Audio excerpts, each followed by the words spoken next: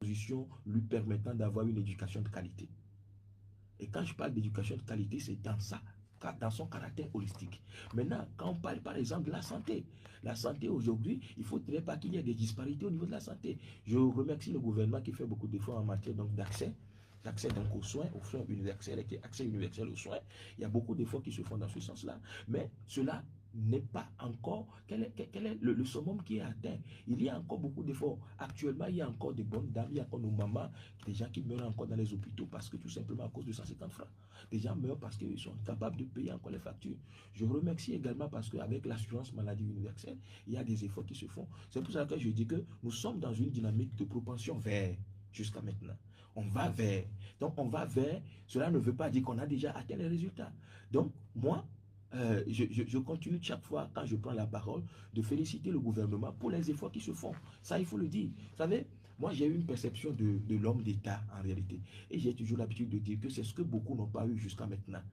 Quand on parle de l'homme d'État, ce n'est pas forcément le chef d'État. L'homme d'État, c'est quelqu'un qui a une vision futuriste, une vision anticipative des choses et qui peut véritablement s'engager pour aujourd'hui en travaillant pour demain.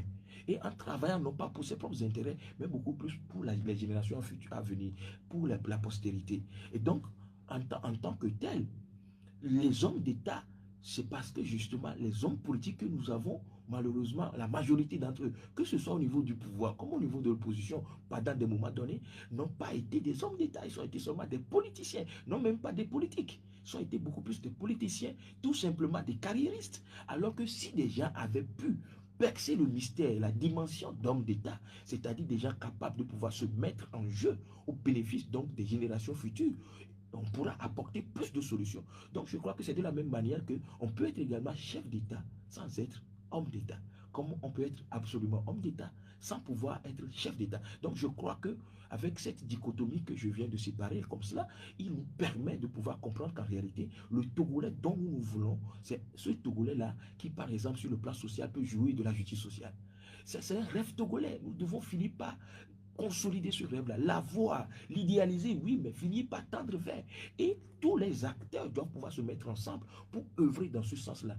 Et cela ne peut pas se faire quand nous nous cantonnons dans nos chapelles politiques. Parce que les partis politiques auront toujours leurs priorités, auront toujours leur vision spécifique, etc.